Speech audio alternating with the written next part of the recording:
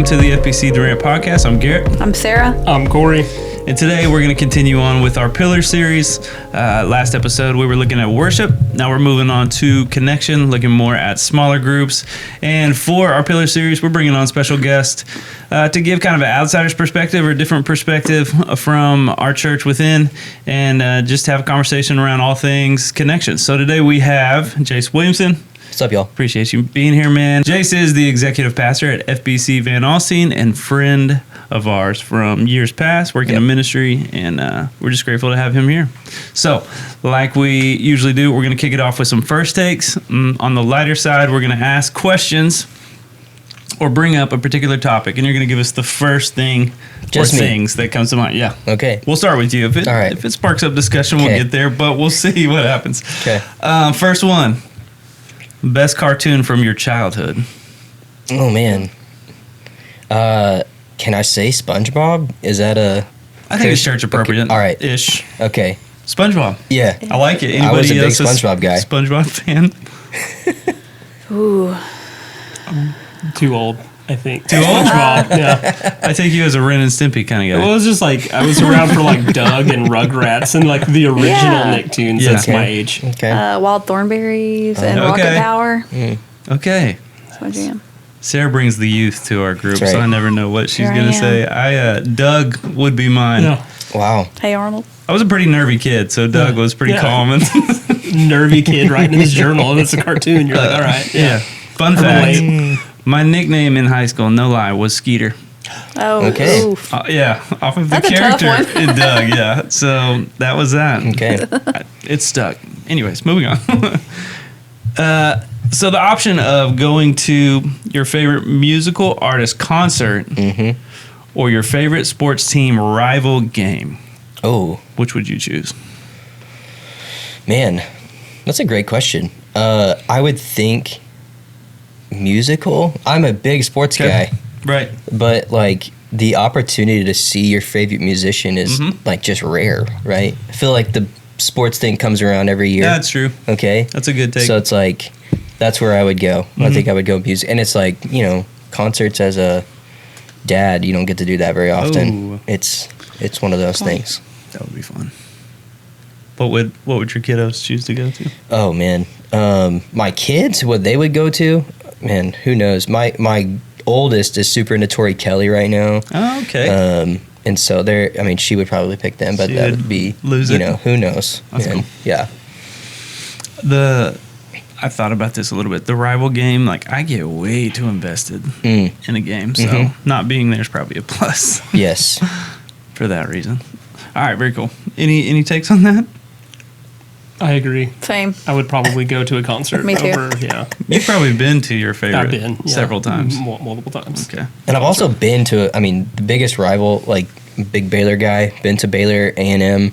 It was not a fun experience. It was just like very, That's where I would be. you know what I'm saying? Like it was like not fun. Too much. That's the thing. I'm pretty chill, but it's being around other people who get nuts at a sports game that freak me out. Yeah. Like they start cursing or wanting to fight each other, and I'm like, I just want to watch. Yeah, the concert, everyone's there to see the same everybody's person. like, so Everybody's on the it's same vibe. page. Yeah.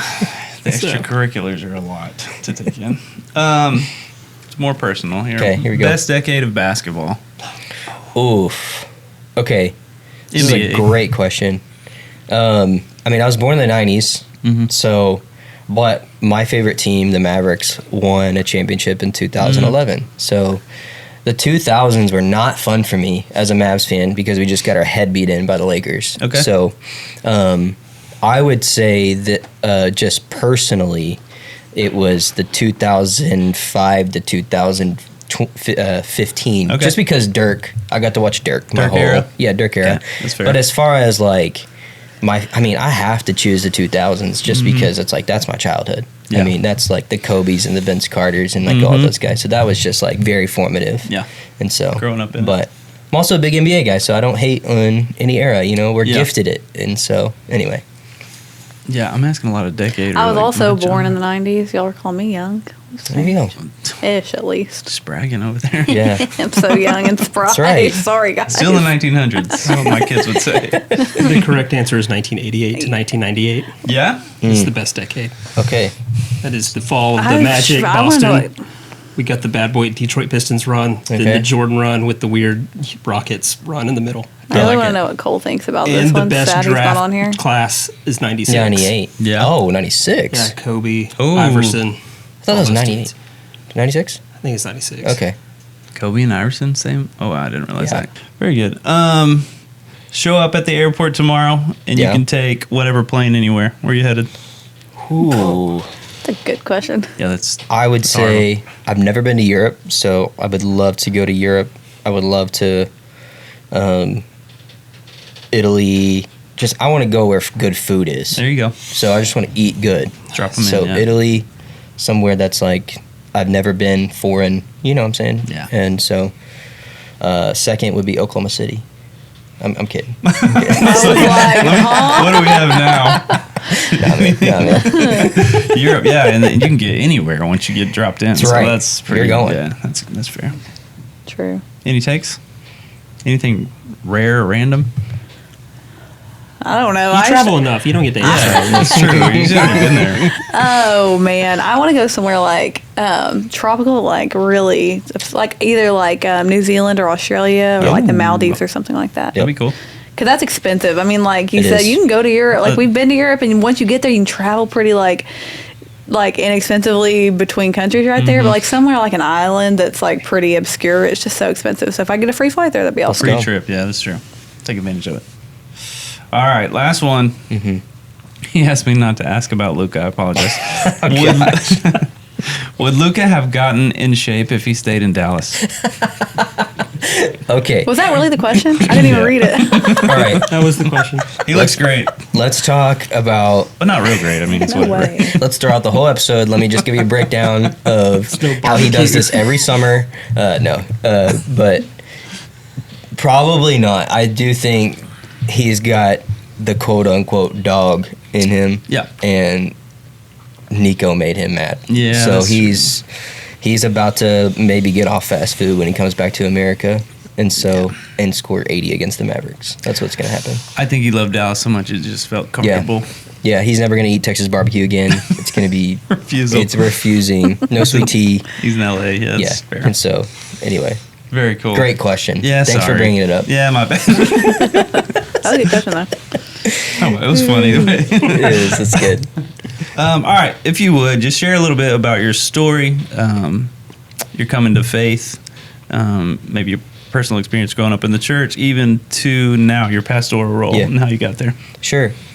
Yeah, I mean, I am the product of two parents that love Jesus wholeheartedly, still serve the church to this day.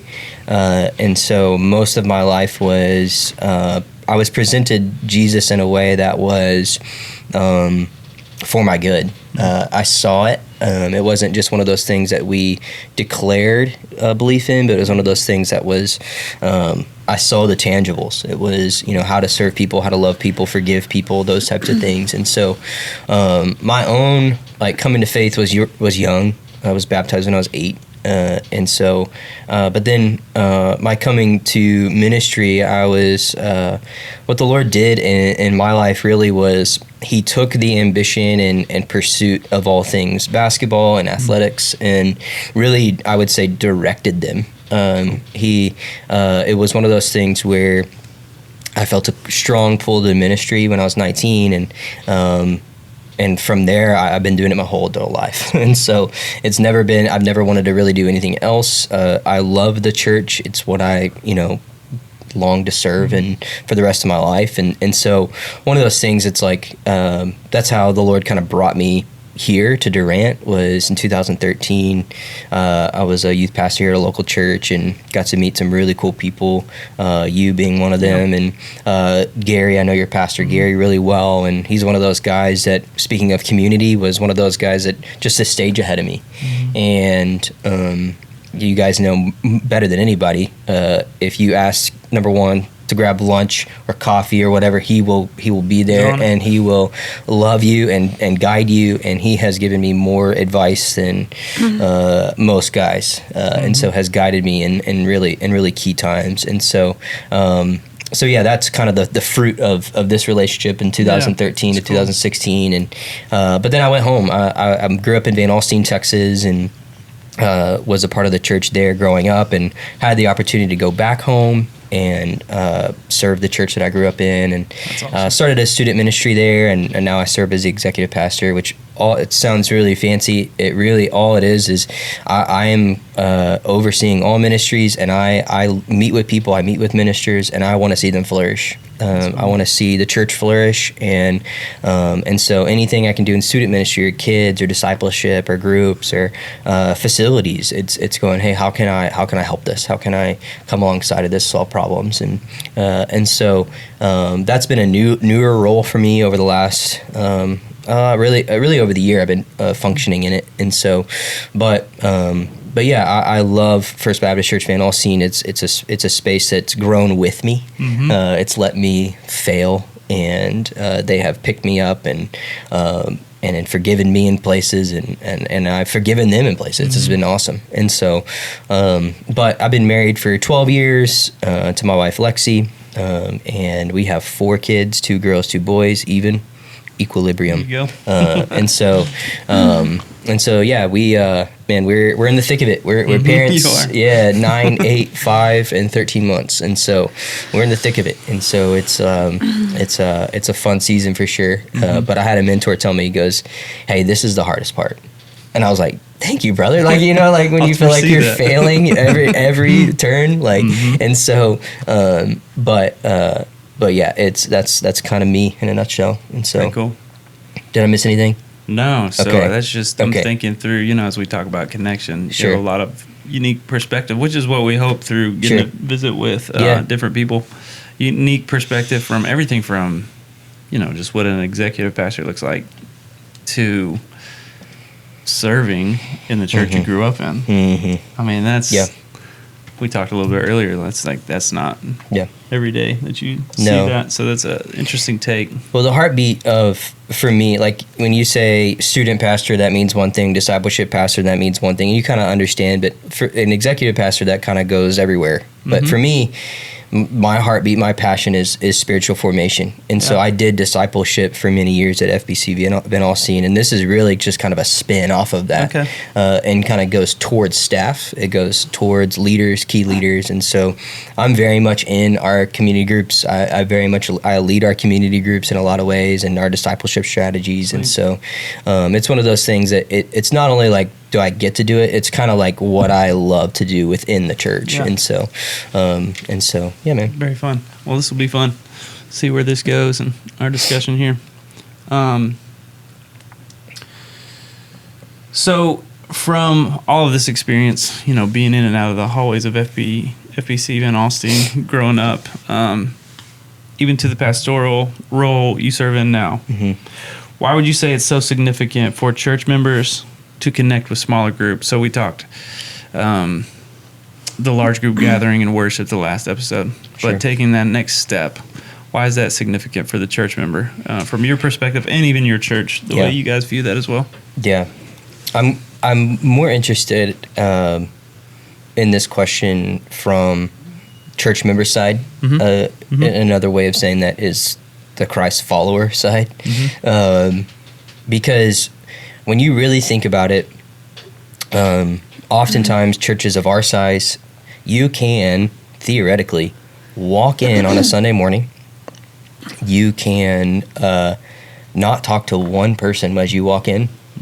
If you time it right, okay, you can not talk to one human being. Yes, no more shaking hands. And you can worship, you can sing, and you can hear the teaching, and you can walk out.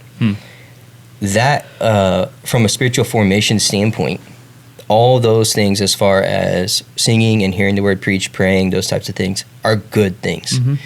But in most worship services I'm a part of, even if you try to, throw this into your, service, most of the time you're staring at the back of someone's head.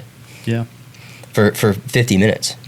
And that does not lend itself to the other side of Jesus' command to love the Lord with all your heart, mind, and soul, and love your neighbor as yourself.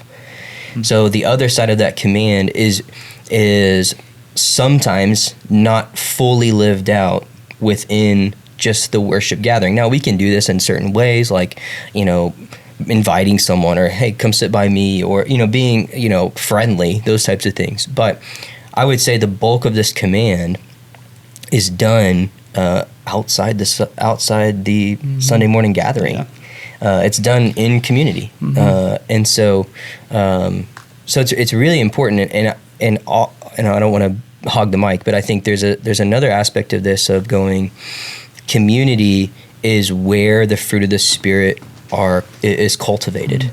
It's how we are formed in a lot of different ways, and we can get into that more when we talk about really like what God has to say about community, but yeah, I mean, those aspects of understanding the importance of, yes, it's a both and. We can't swing the other way. We go, I do church in the woods, right, by myself or with a group of people. It's to say, man, both of these things are important for our spiritual formation, and God calls us to both of them. You said, may have you quote it again. Yeah. But community is where the fruit of the Spirit develops. So, yeah, like sitting in this service, we're all being held accountable to what sermon is being preached in our case, what Gary's saying, and, we're experiencing that worship moment at the same time. But, yeah, community is where your faith is active. Yeah. And where some of the challenges and some of the joys of community, whether it's life groups or ministry that we have here, you grow in those things. You learn to grow in gentleness. I'm thinking of, being part of youth ministries and stuff. Like, I got to work out those muscles and flex them out, whether it's patience, gentleness, self-control. Like, it's a really, I like that. Well, when you think about it, the worship service is for the purpose of declaring what is true about who God is. Yeah. So whether that's through song or through the text, so it's a declaration of who God is. So it's joy. It's going, man, this is who God is to declared Himself to be, and I am singing that out with brothers and sisters in the faith. And this is and one of the things that I tell our people all the time, it's like, you're not just showing up for you. One of the things that could happen is if you show up on a Sunday morning and someone sees you declaring what is true about who God is, or how He's set you free or forgiven you, with your hands raised high, and it may be someone has their hands in their pocket, but they see you and they're not singing, that's an encouragement to their soul. Right. And so oftentimes God can use people in the midst of a worship service to encourage others, right? Like, but uniformly, when you think about what the worship gathering is for, it's to declare as a people, God has redeemed us. God is holy. God is just. And these are the people of God that He has gathered together to declare those very things to the world. But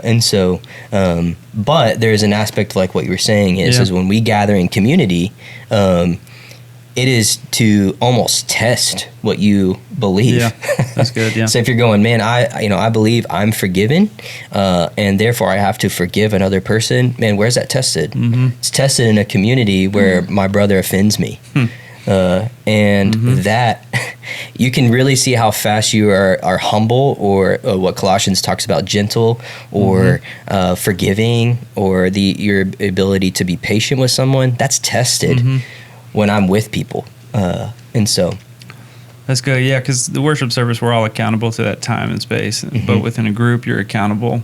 Within the church, you're accountable to the word. Yes. Because, you think your workspace, you have a series of rules and policies you have to follow for everybody to get along and do the right thing. But like the church is holding you to the word, what God commands. Yeah. And it's that structure provided within that small group that helps you grow in our spiritual pathway, like we talk about, but to look more like Jesus in that situation. Very cool. Interesting take. Yeah. So to talk a little bit more about being involved in the smaller groups and life group, J group, different things like that. Or whatever I'll call it. That's our Van discipleship Alstyne group, community journey group, groups. discipleship It's a group. group. There's so many names for them. Group of Being people. involved in a smaller group than Yeah. Sundays. For people who might struggle to take the first step into doing that, or they come on Sundays, they come every Sunday maybe, but they don't really Right. do anything outside of that because they've kind of just gotten comfortable coming on Sundays and they haven't really made connections. Not their fault, but just sometimes that happens. What is the best advice or that you could give them to go ahead and jump into a smaller group, or not even just advice, just like why? You've touched on that a little bit, but how to do that better. Yeah.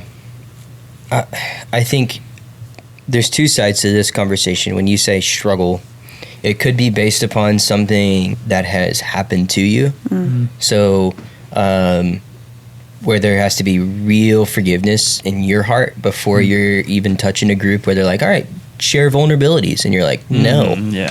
Right. because that's not, I've been hurt by that, right? Yeah. Someone's used it against me, or someone has, shared a quote unquote prayer request that wasn't an actual prayer request, Yeah. right? And so there's an aspect of this that's real, that is really difficult because you're dealing with people, you're dealing with mess, and once the closer you get to just a group of people, the messier you're gonna get. Yeah. And so it's a lot like picking up a kid when they're muddy, right? It's like you're gonna get muddy too. Yeah. And so the struggle could be working through some of those things and trusting and being very honest with whoever's in that group and be like, hey, I was part of a group at a previous church, or maybe it wasn't even at a church, it was just a group of people that was at school or whatever it was, and I was really hurt by them when I opened up. And honesty, I mean, the shortest distance between two people is the truth, right? So when you think about honesty of opening up and being like, hey, this has hurt me. So if I feel distance, if I everything in me wants to run and I'm not. And so I would say, if that's you and you're struggling, make the first step and just go easy on yourself, right? But do the hard work of stepping in. Get messy. It's going to be messy. But then there's the other side of this conversation that I probably deal with more, and if I was to talk with other ministers and pastors, they would too. And it's what Dietrich Bonhoeffer calls the wish dream. If you've ever heard of this, he talks about how a wish dream of a community kills the community, and he talks about a wish dream of this idealized version of the church. So it's this idea of the church where, man, everyone's forgiving, everyone's gonna like the things that I like and hate the things that I hate, and have the same preferences as me, and say the things that I need them to say exactly when they say it, or reach out exactly when they need to reach out. And he talks about, if you have a idealized version of community, of the wish dream community, it actually kills the community because you're loving something wholly other. Yeah. Right? And so that also could be one of the hidden struggles of why you're not wanting to step in to community, because of the wish dream that you have. And so it's sometimes dying to an idealized version of community and actually living in the community that God's given you and called you to. It's not perfect, and you probably might get hurt by some people in there. But that's really helped me, because oftentimes when I deal with people wanting to maybe like get that itch to leave our church or leave a community, I'd be like, well, why? Like, I don't know, it just looks a little better over there.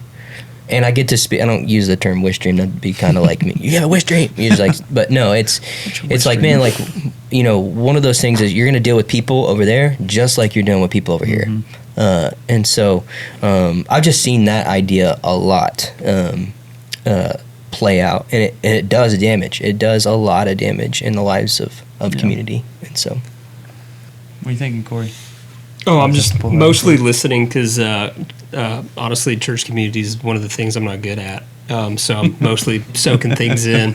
Because I would say like that's all really really good, and so I'm mostly processing everything.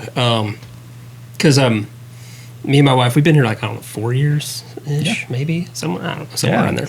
And one of the reasons, many reasons, but one of the reasons we left our previous church is because for me, it was really uncomfortable being in a small church. I was just kind of wrestling with that because I just felt like this is really invasive, and I'm kind of a private person. Sure. And there's only 30 people in this room, and so like it was just kind of one of those things that was just kind of starting to finally just kind of like come up, and nothing that the church was doing. It's just the size of it. It was just like I can't do this. And I remember when I was meeting with Gary, I told him, dude, one of the things I like about FBC is I can do exactly what you said. Yeah. I could show up, sit in the balcony, and never say. I could disappear in this church. I could like hide in the crowd. But I told Gary, I don't want to do that, like because I know it's wrong. But like my human side, I really want to do that, right? Type of thing. And so that was a lot of the conversation. But like I'm a cornucopia of like neurodivergency. Like I can think of a time this morning specifically where I said I should say hi to that person. By the time I go through all the pros and cons of saying hi to them, they're on the other side of the church. Whole conversation with yourself.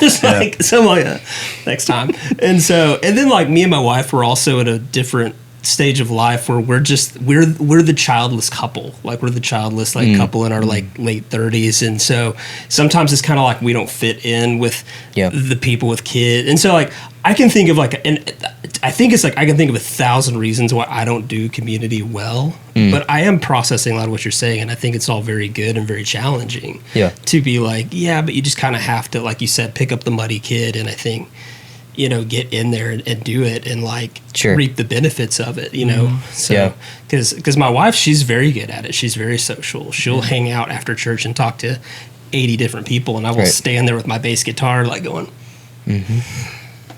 just all right, where are we going? And so, but like, and she's good. She has people over at the house. I don't. And so like I do think like. Room.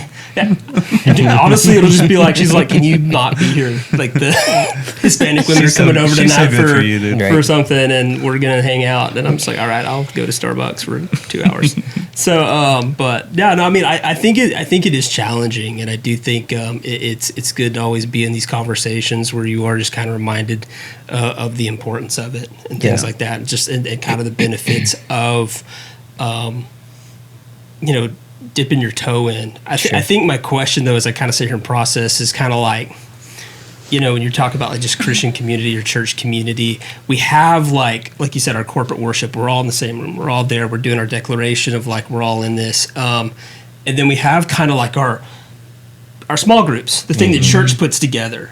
Then what's the third step where it's like, now I'm just genuinely like friends and hanging out and doing this other thing, this life outside of what's on a schedule. I guess like that's the part. Like, what's that like? What is that? Man, you're running into the wish dream. Okay, so like, because I would say most of the time when people are searching for community at a church, they're looking for best friends. Okay. Right? Like, I mean, if we're being honest, like they're saying, if click with someone, you want to connect, and you're looking for people that can come over and on a Saturday watch a game, grill out, my kids, your kids, those types of things. That is not a bad thing. But I'll be honest. One of the things that gets in the way of the messiness of community is the idealized versions of friendship. Like of going, I have to like every single thing, and so I'll pull this to me. I don't want to talk about other people. So when we have a community group at our church, and there's probably 30 people in this community group. Like I would say there's a core group, right? But there are people that I naturally click with, Mavs fans. You know what I'm saying? Yeah. No, but it's deeper than that. For sure. But there's people that you naturally click with, and then there's people that are in your group that I believe that you're just called to love, called to say, you are my brother and sister in Christ, and we're journeying this together. And so the aspect of that is, I would say that's one of the hardest parts. Yeah. It's a part of the nuances and complexities of relationships and how you do this well. And I would say we're kind of talking around this without really getting to the crux of what we're doing here and what are we unified under, right? Like, what are we unified through? And that is what the gospel does. It unifies under Christ. And so when you think about the dividing lines in which Paul spoke to within Romans or Colossians or Galatians or whatever, all of his letters, you can basically summarize his letters by saying there's a gospel reality that leads to gospel relationships. And when you take the gospel reality out and try to just do gospel relationships, it's much harder. You have to center in on what the gospel says about you and your community, and then let that lead you in, because that's going to lead you into the Romans 12s of and the Romans 14s of loving your weaker brother, and you're the stronger brother, and you have to kind of like love this brother that doesn't see it the same as you. And so there's a lot of complexities, I think, in what you're saying, and some of it is, what is friendship? What does that look like within the church? What does that look like including everybody over for dinner? Does that look like, I got to be best friends with everybody and share the deepest parts of myself with everyone? I would say no. Not everybody deserves the deepest vulnerabilities of your life. And so there's a lot of complexities to that conversation. And that's what's I would say the quote unquote mess of community. But is it cool if I only click with my wife? Cory's like, what if Like I on it, have well, I mean, like it's because you get into like I think a natural part of living is, whether you intend to or not, you start looking at other people and like you compare and you're like, well, wow, the Hugheses have all these friends and they do things. Scots, they have all these friends and they do things. Me and my wife, we just kind of, my wife has friends and does things, and I'm like, I'm gonna hang out with my wife. Sure. And stuff. And so, like, I think it's kind of one of those things where you get in your own head. You're like, am I bad at this? Sure. Or some people, this is just what we do. Like, or we're just kind of like, I love FBC. I like the community of it. Mm-hmm. I'm just not a social butterfly type of thing, But I think that's what the Lord calls you to do, is understanding your gifts. Okay. There's people, like, take Gary, for example.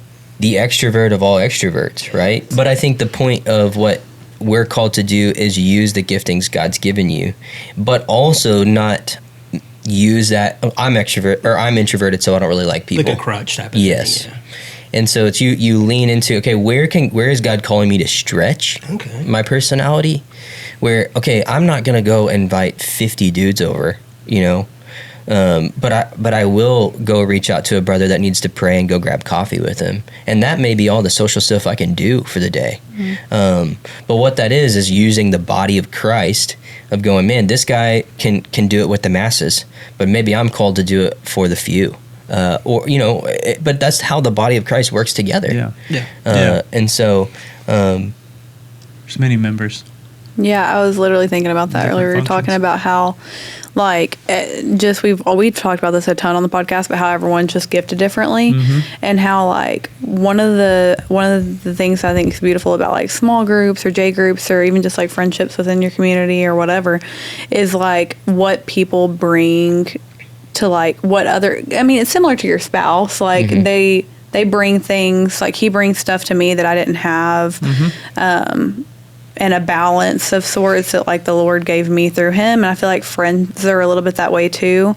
Or even just, other people in the community that we're a part of, even if we're not best friends, we don't hang out every day of the week, even if it's just while we're in small groups, like, they bring something to me, from the Lord that I don't possess myself, if that makes any sense. Like, absolutely. I don't know, it just, like, balances my life out a little bit and, like, makes me, I'm just able to see things in a different way than I would be able to see if it was just my perspective. Like, a lot of different perspectives, I guess, on, like, how to follow the Lord or even just, daily life in general. But I think that's one of the really cool things about not necessarily even being best friends with everyone, but just being around people who have a different perspective than you. Like, Cory's bringing a different perspective, and I think that's good for us all. I mean, if we all, like you said, if we all clicked super well and we all liked all the same things and we all had all the same beliefs and values, we all had the same core beliefs and values, but, like, if we all loved the same things, it would kind of be boring. I think. Absolutely. So I don't know. It's kind of one of the beautiful things that the Lord gave us. I think it's just the complexities of community, even though with those complexities comes hardship as well. But Challenges for it's good.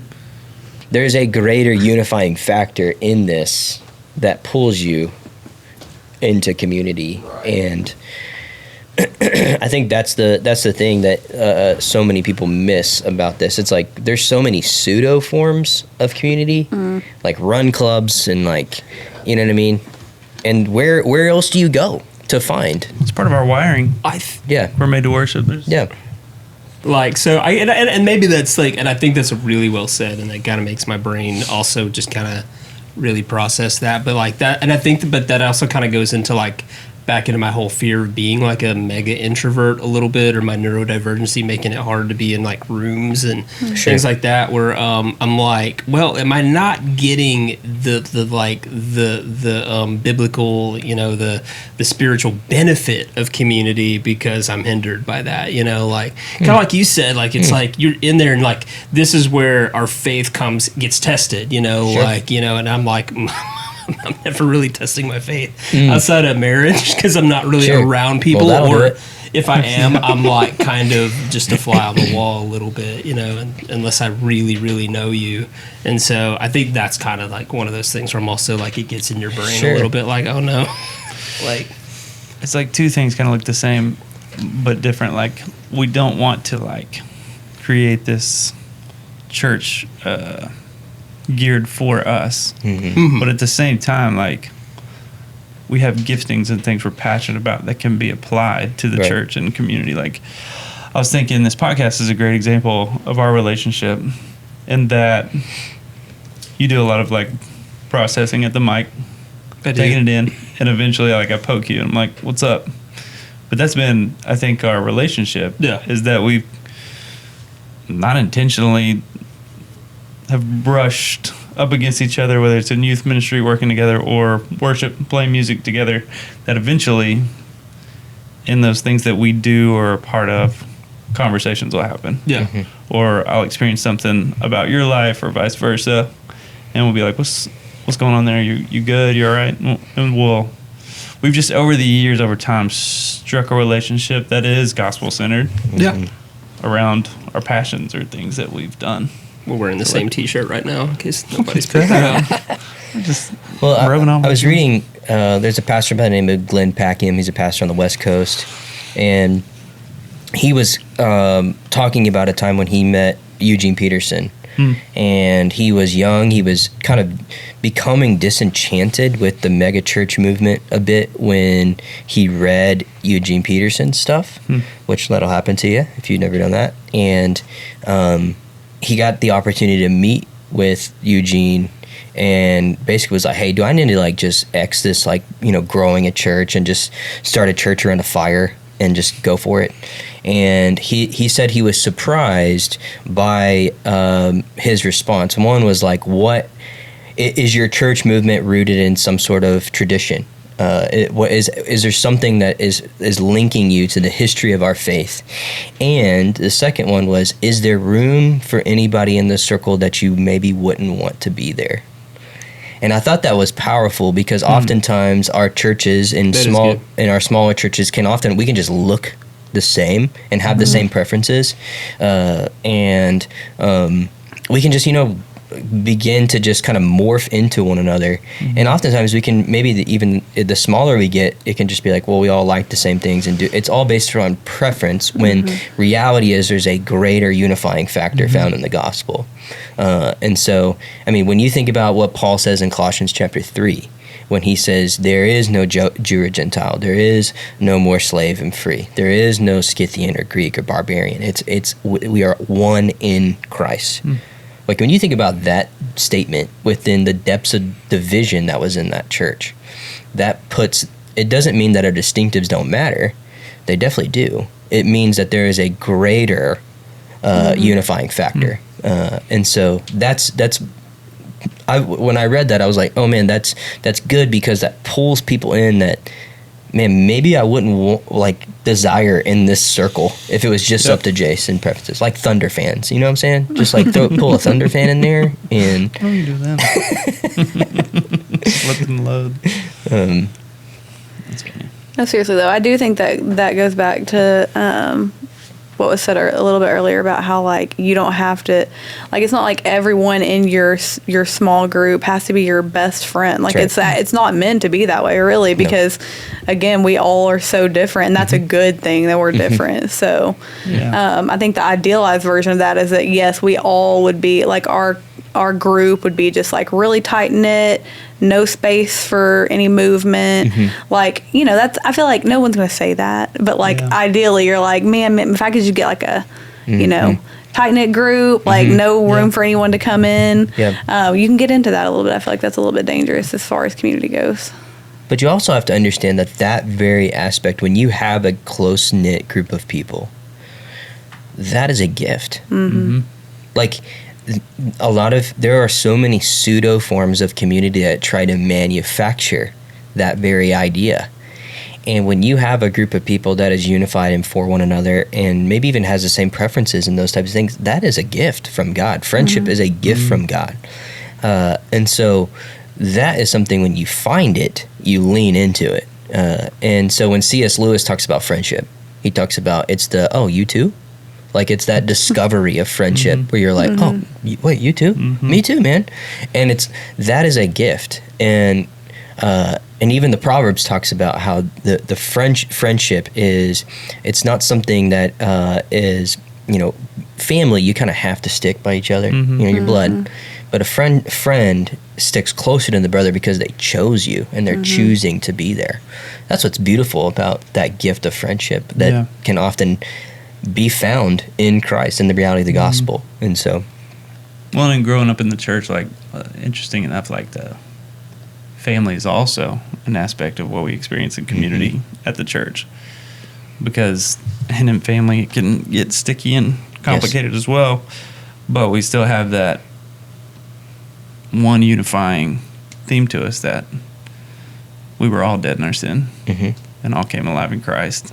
And so we refer back to that as we go through all these things throughout the years. I was thinking of this earlier. It's like you don't retire out of the church. You know what I mean? We don't graduate from this life group or whatever. Like, these are our people through thick and thin, and we minister to each other as we go through different seasons. It's not just like the more mature speaking into the less mature. It's like there'll be a time where I'm in a valley and I'm going to need family to continue to encourage me and remind me of, like, this is what we unify around. And that's community.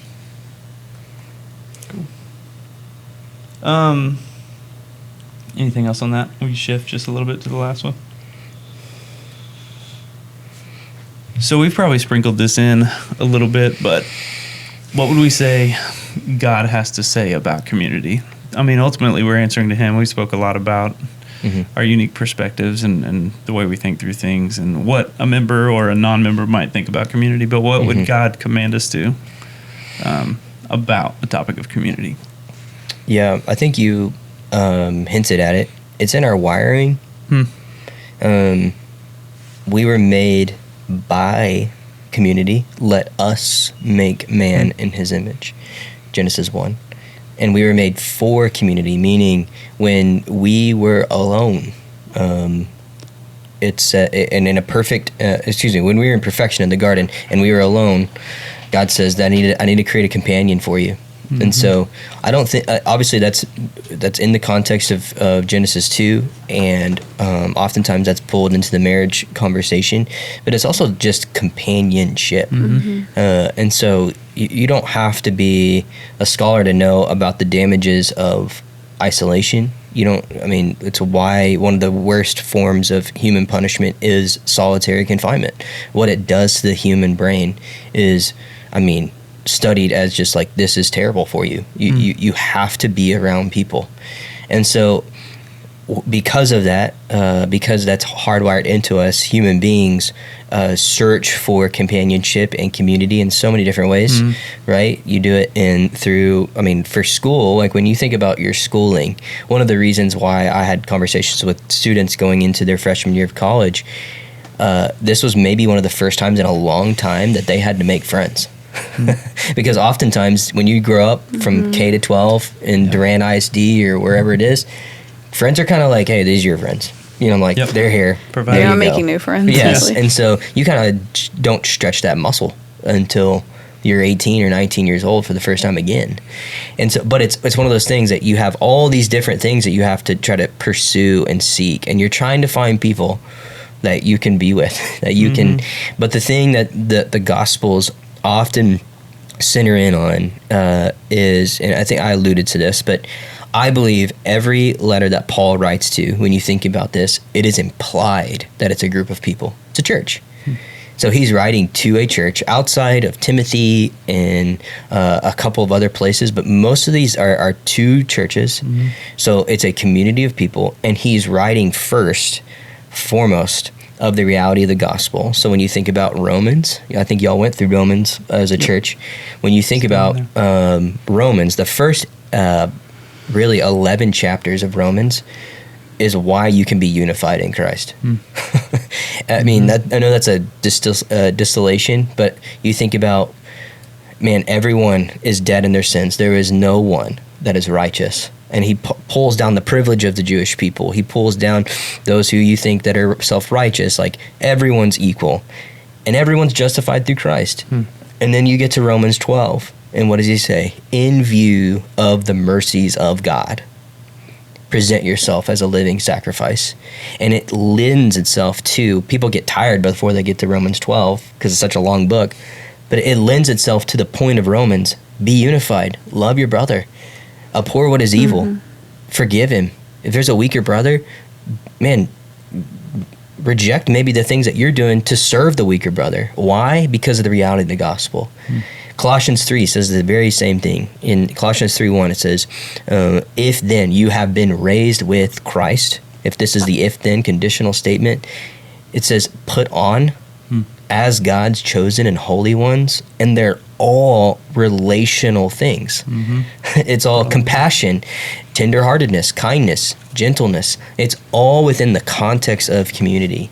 And so, kind of back to this idea, I think oftentimes, can you be an isolated Christian? I think, yes, you can confess Christ as your Lord and Savior, and you can be saved. But I think there's a special formation that happens in the midst of community that says, man, how are these things formed? How is this Christ-likeness formed in you? It's by getting around other people that are redeemed, that have believed the same things as Jesus is Lord. And man, I got to bear with this brother because he is hard to love. But it goes back to, why do I forgive? Man, you have been forgiven. And so you're flexing that muscle of forgiveness and gentleness and kindness and compassion in the midst of community. And that just deepens it. It's like, man, how do you get stronger if you don't go to the gym? You know, it's all these, you know, there's not a pure analogy, but it's these types of things that's in the context of community that it's that's deep. It's deep. That's good. We're wired to worship. It's part of who we are. We're wired for community. Right. It's these pillars are fleshing themselves out. Like, it's just who we are as an individual and a body of believers. But it's also, I mean, when you think about the groups of people, I think I mentioned this, that Paul is writing to, what does it say to a world that unifies a deeply divided people that can worship together on a Sunday morning? What does it say about the power of the gospel? If person A that's deeply divided by social issue over here, person B that's deeply divided by social issue over here, together understand, we're putting those differences aside to say, I'm maybe forgiving a brother that's hurt me, and now I'm worshiping together in one space. What does that say to a world that's just like, man, this is beyond class, this is beyond social status, this is beyond red, blue, left, right. those types of things, there's a deeper unification that happens in the gospel. Yeah. And I appreciate Gary still walking through Romans, and you can feel that influence he's experienced from Romans in that way, kind of urging us to stay unified and not divided. Yeah. Keep the main thing the main thing. Yeah. And John talks about they'll know us by the way we love each other. I mean, I think about that all the time. We talk about it in community, but like, that's just the truth of the matter. And the reason is because of what you're saying. Like, it's messy. It's hard sometimes because we all sin still, which Gary talked a little bit about this morning. Like, we're free from the power of sin, but we're all still broken. So, I don't know. They'll just know us by the way we love each other. And I think that's one solid reason to get into community is to... What's the end game? So there's obviously the challenge up front, the messiness in the middle. What's the result? You know what I'm saying? Like, if I invest my life into this, because it's investing your life and bringing your life into this space. What do we get? Does that make sense? Yeah.